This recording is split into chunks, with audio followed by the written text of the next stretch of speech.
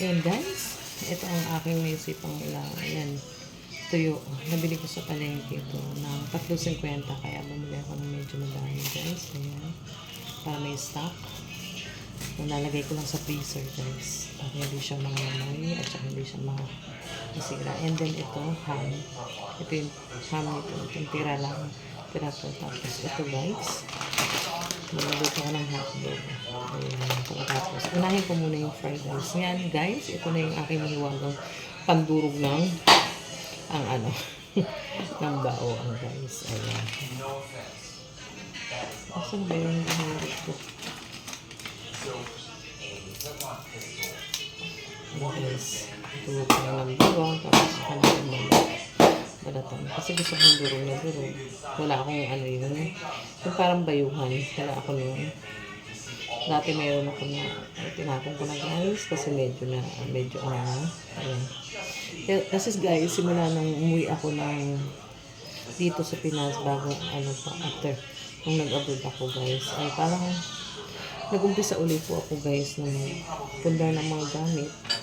Kasi yung mga gamit namin dito ay nadala sa probinsya. Then, doon sa probinsya ng aking asawa. Dahil doon, nung wala ako guys, siguro nag-stay doon ang mga anak ko. Doon nag-aral ng 2 years. Mga 2 years po guys na nag-stay doon. Doon sila nag-aaral at kasi pinalaga ng aking biyanan sa kapatid niya. Tapos, inuwi ko na lang dito uli.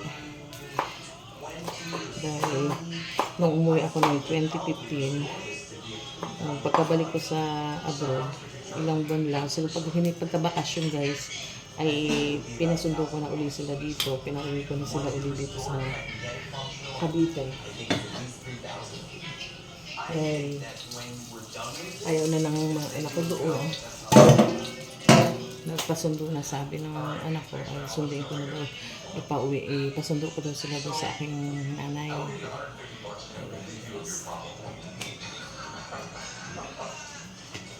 Ayan nga guys.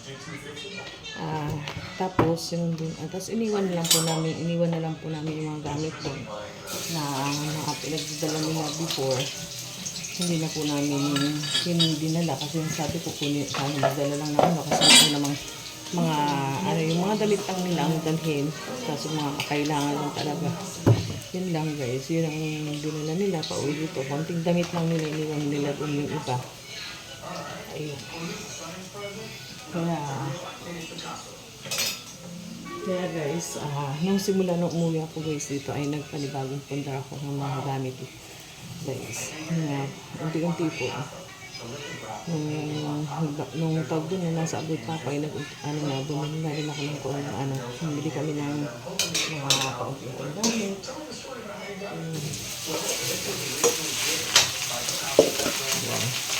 Tapos ang pag-uwi ko, doon lang talaga. At nung umuwi ako dito is talagang may po kami, yun lang, mga plato lang, mga kung ano lang ba, gamit sa pagluluto. Pero mga luma na guys, yun yung mga nabutan ko dito guys. Kaya kumbaga nag-unti-unti akong pagbili ng mga gamit namin. Tapos,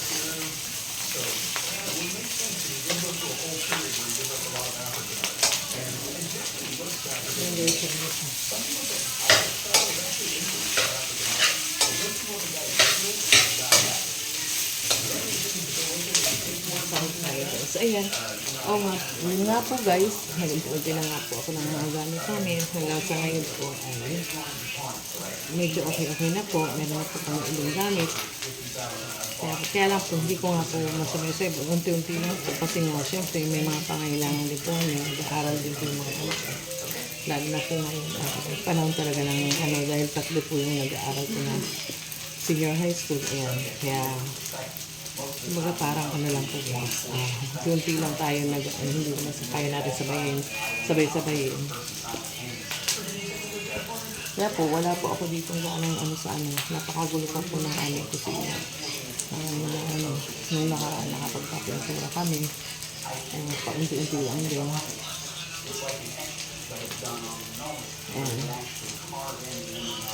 Ayan guys. sige po guys, thank you for watching. Sa ulitin po uli. Ayan. Abangan niyo po ang aking part 2 ng aking kwento guys. Ayan. Thank you for watching.